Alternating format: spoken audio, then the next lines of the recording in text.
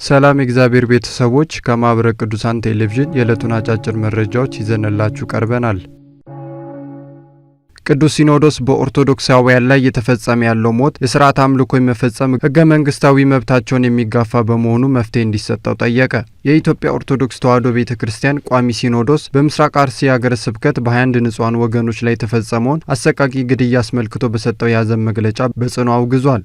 በመግለጫውም ይህን አስነዋሪ ድርጊት የፈጸሙት አካላት ዓላማቸው በሀገራችን ለረጅም ዓመታት ተከባብረው አብረው በኖሩት የሃይማኖት ተቋማት መካከል ግጭትን መፍጠር ነው ሲል ገልጿል። በምስራቅ አርሲ ሀገረ ስብከት በተደጋጋሚ እየተፈጸመ ያለው ሞትና ኦርቶዶክሳውያን በየትኛውም የሀገሪቱ ክፍል በነጻነት ሰርተው የመኖርና ስርዓት አምልኮን የመፈጸም ሕገ መንግስታዊ መብታቸውን የሚጋፋ በመሆኑ አፋጣኝ መፍትሄ እንዲሰጥበት ቋሚ ሲኖዶስ ጠይቋል። ይህንን አስነዋሪ ድርጊት የፈጸሙት አካላት በሕግ መጠየቅ አለባቸው ያለው ቅዱስ ሲኖዶስ የዜጎች ሀብትና ንብረት እንዳይወድም መንግስት የዜጎችን ደህንነት የማስጠበቅ ተግባሩን እንዲያከናውንም ጥሪውን አስተላልፏል።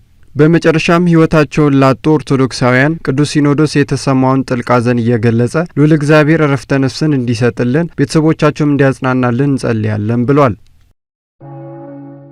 በአሰቦት ገዳም በሚኤሶ ወረዳ በኢቲሳ ሮሮ ቀበሌ የሚኖሩ ኦርቶዶክሳውያን በተከፈተባቸው ተኩስ መፈናቀላቸው ተሰማ። ለማህበረ ቅዱሳን በደረሰው መረጃ በዕለተ ማክሰኞ ከምሽቱ 1 ሰዓት አካባቢ በአሰቦት ቅድስት ሥላሴና በአባ ሳሙኤል ዘደብረ ወግ ገዳም በሚኤሶ ወረዳ በኢቲሳ ሮሮ ቀበሌ አካባቢ ሲኖሩ የነበሩ ከ50 በላይ የሆኑ ኦርቶዶክሳውያን አባወራዎች ማንነታቸው ባልታወቁ ኃይሎች በተከፈተባቸው ተኩስ ቤታቸውንና ንብረታቸውን ጥለው መፈናቀላቸው ተገልጿል። የችግሩ መነሻ ማንነትን መሰረት ያደረገ መሆኑን በመረጃው የተገለጸ ሲሆን ከተፈናቀሉት ኦርቶዶክሳውያን መካከል የተደበደቡና ከተተኮሰባቸው ጥይት ያመለጡ መኖራቸውም እንዳሉ ተነግሯል። በአሁኑ ሰዓትም በገዳሙና በምዕመናኑ ዘንድ ከተፈጠረው ከፍተኛ ስጋት አንጻር የሚመለከታቸው የመንግስት የጸጥታ አካላት የደህንነት የማስጠበቅ ሚናቸውን እንዲወጡ መጠየቁን በመረጃው ተጠቁሟል። ከዚህ በፊት ከሰሞኑ በሆራ ጥር መገባደጃ ላይ በገዳሙ ከ2 ዓመት በላይ በዓታቸውን ዘግተው ሲጸልዩ የቆዩት አባ ወልደ ሚካኤል ባህታዊ መነኩሴ በጥይት ተደብድበው መገደላቸውን መዘገቡ ይታወሳል። ትውልዱ በክፉ እውቀት እንዳይጠፋ ስራዎች እየተከናወኑ መሆናቸውን ማህበረ ቅዱሳን አስታወቀ። ማህበረ ቅዱሳን እያስገነባ የሚገኘውን የልዕቀት ማዕከል ግንባታ የስትራክቸር ስራ 76 በመቶ መጠናቀቁን ተከትሎ የቤተሰብ ማዕድ መርሃ ግብር ተካሂዷል። አቶ ካሳሁን ኃይለ ማርያም የማህበሩ ሰብሳቢ ባስተላለፉት መልእክት ቅድስት ቤተ ክርስቲያን የሰጠችንን አደራ ለመወጣት ሰፊ ስራ የሚያስፈልግ በመሆኑ የልዕቀት ማዕከል መባሉን በማንሳት ማዕከሉ ለልጆች ለማስረከብ እየተሰራ እንደሚገኝ አስረድተዋል።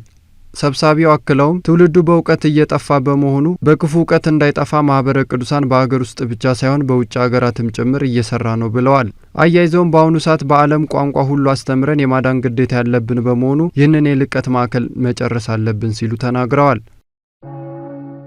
በተከናወኑ የስብከተ ወንጌል አገልግሎቶች ተጨባጭ ውጤቶች መመዝገባቸውን የጅማ ዞን ሀገረ ስብከት ገለጸ። የጅማ ዞን ሀገረ ስብከት በሚያከናውናቸው የስብከተ ወንጌል የሰብአዊና ቁሳዊ ልማቶች መስፋፋት ጋር በተያያዘ አገልግሎቱ ከጊዜ ወደ ጊዜ እያደገ መምጣቱን ተከትሎ ተጨባጭ ውጤቶች መመዝገባቸው ተገልጿል። ከልማት ስራዎች ጎን ለጎን በስብከተ ወንጌል አገልግሎት በሚደረገው ከፍተኛ ጥረት በርካታ ኢአማንያን ወደ እናት ቅድስት ቤተ ክርስቲያን እንዲመለሱ በማድረግ የቅድስት ሥላሴ ልጅነት እንዲያገኙ መደረጉን ሀገረ ስብከቱ አስታውቋል። በዚህ መሰረት በሀገረ ስብከቱ በኖኖ ቤንጃ ወረዳ የሚኖሩ ወደ ቅድስት ቤተ ክርስቲያን ተዋሕዶ ቤተ ክርስቲያን ለመጡ 27 ወገኖች ስርዓተ ጥምቀት መፈጸሙን ጨምሮ ገልጿል።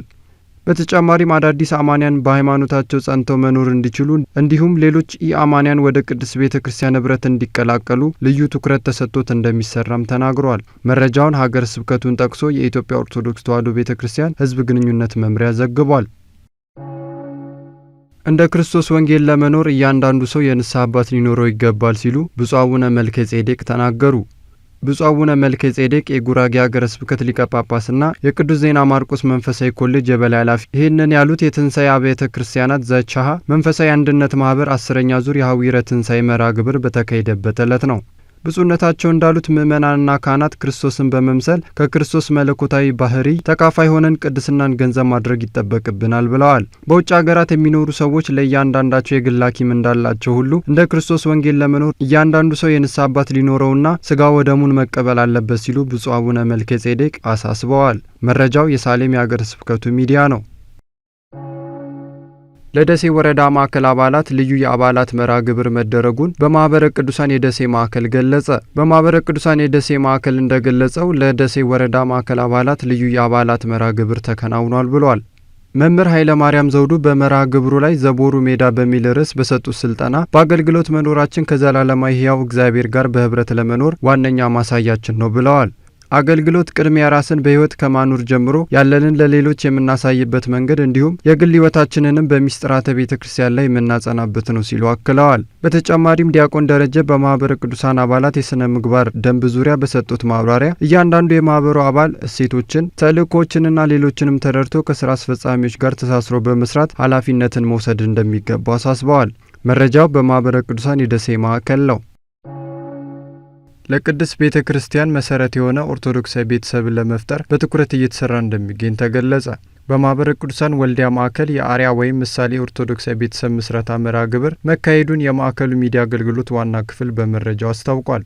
የወልዲያ ማዕከል የስብከተ ወንጌልና ሐዋርያዊ አገልግሎት ዋና ክፍል ተጠሪ አቶ መከተ ሲሳይ ባደረጉት ንግግር ቤተሰብ የቤተ ክርስቲያን የሀገርና የዓለም ስርና መሰረት በመሆኑ በማህበረ ቅዱሳን ዋናው ማዕከል ትኩረት ተሰጥቶት እየተሰራበት እንደሚገኝ አስገንዝበዋል። በመርሃ ግብሩ ላይ በኦርቶዶክሳዊ ቤተሰብ ዙሪያ በተሰጠው ስልጠና የኦርቶዶክሳዊ ጋብቻ፣ የኦርቶዶክሳዊ የትዳር ሕይወትና ሌሎች ርዕሰ ጉዳዮች ተነስተው ውይይት መካሄዱም ታውቋል። በተጨማሪም የቅድስት ቤተ ክርስቲያን የሀገርና የመልካም ትውልድ ሁሉ መነሻ የሆነው ቤተሰብ ከችግሮች ሊጠበቅ እንደሚገባው መምህር ሞገስ ጣፈጠ በስልጠናው ላይ ተናግረዋል። ሰላም እግዚአብሔር ከሁላችን ጋር ይሁን። የዕለቱ አጫጭር መረጃዎች የእስካሁኖቹ ነበሩ።